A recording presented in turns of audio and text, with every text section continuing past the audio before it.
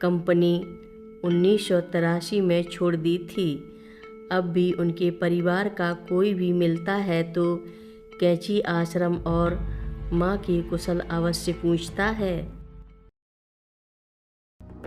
नागेन्द्रहाराय त्रिलोचनाय भस्माङ्गरागाय माहेश्वराय नित्याय शुद्धाय दिगम्बराय तस्मै नकाराय नमः शिवाय। रक्षा सूत्र चैनल पर सभी भक्तों का स्वागत है। हम सभी भक्तों को महाराज जी की अद्भुत पावन कथाएं सुनाने जा रहे हैं। कृपया सभी भक्त ध्यान से सुने।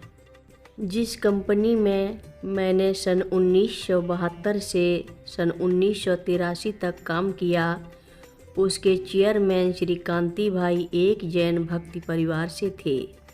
उनकी माँ समर्पित जैन महिला थीं और उनकी एक बहन ने दीक्षा लेकर साध्वी अर्थात जैन भिक्षुणी होकर घर छोड़ दिया था।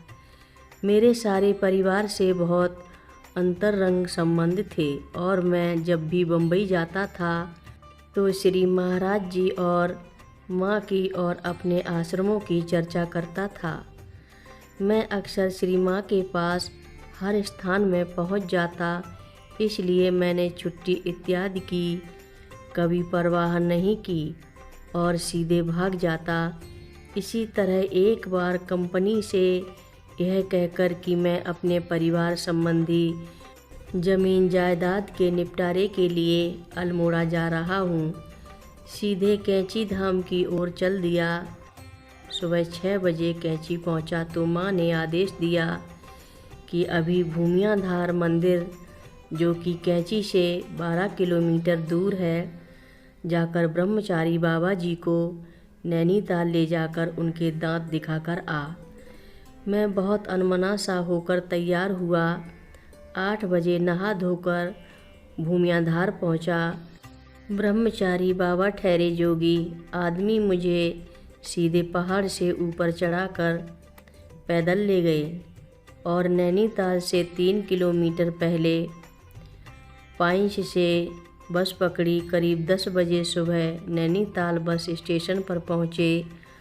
वहाँ ब्रह्मचारी बाबा जी बोले, मैं डॉक्टर को खुद जानता हूँ, तू 4 बजे बस स्टैंड पर मिलना। जैसे ही आगे बढ़ा तो देखा कि मेरी कंपनी के चेयरमैन श्री कांति भाई चले आ रहे हैं। मैं एकदम से अचकचा गया और कहा कि मैं कंपनी के काम से नहीं वरन स्वयं के काम से आया हूँ। कांति भाई बोले कि वह स्वयं बहुत मुसीबत में है। पूछने पर बताया कि बम्बई में उनके घर में एक साधु आया और सब घर वालों की अनुपस्थिति में उनकी पत्नी को कुछ खिलाकर उनके सारे गहने इत्यादि और तिजोरी से सारे घर के जेवरात मांगे।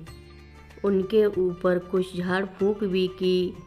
जब वह सब कुछ देने को तैयार हो गई तो उसी समय कुछ घर के लोग लौट आए। बस तब वह साधु भाग गया।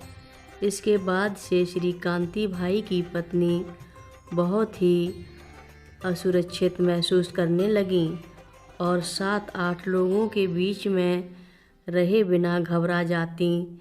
रात को भी सोना भूल गईं।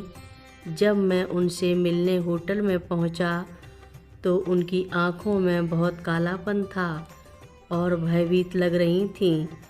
वह बोली कि उन्होंने हर जैन तीर्थ की यात्रा करके मन्नतें मांगी हैं और इससे मुक्ति पाने के लिए वह कुछ भी पैसा खर्च करने को तैयार हैं।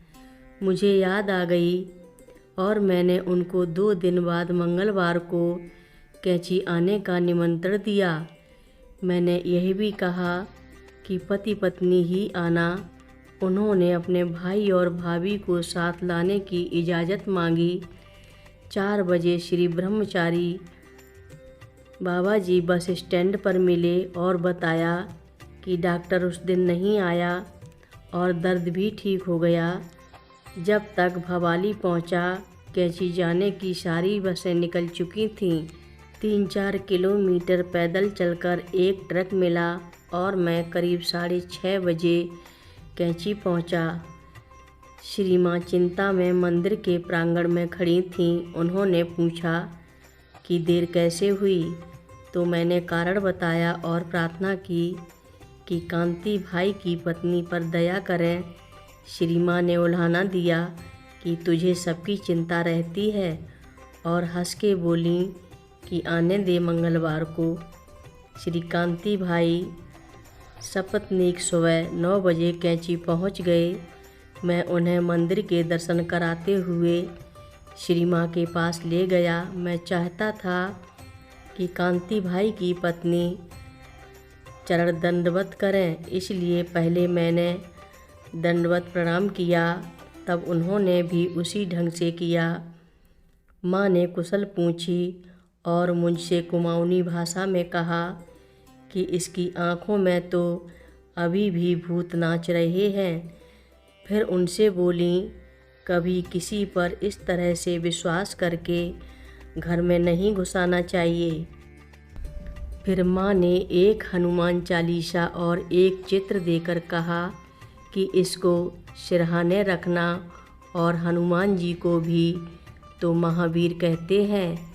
माँ ने मुझसे फिर कुमाऊनी भाषा में कहा कि इनको बाल भोग खिला, आलू और पूड़ी, और महाराज जी के दर्शन कराकर विदा कर दे। श्रीमती कांति भाई की आंखें तब तक गुलाबी होनी शुरू हो गई थीं। उनको मैंने कमरे में बैठाकर प्रसाद खिलाया और कहा कि अब आप ठीक हो गई हैं और श्राप मुक्त भी। आज इस बात को 33-34 साल हो गए हैं। मैंने भी कंपनी 1983 में छोड़ दी थी। अब भी उनके परिवार का कोई भी मिलता है तो कैंची आश्रम और माँ की कुशल अवश्य पूछता है। हर रोज़ महाराज जी की कथाएं सुनने के लिए रक्षा सूत्र चैनल को अवश्य सब्सक्राइब करें, शेयर करें और लाइक करें। घंटी बजाना ना भूलें। कमेंट बॉक्स में लिख भेजें, जय नीव करोरी बाबा जी महाराज। बोलो नीव करोरी बाबा जी महाराज की जय बोलो।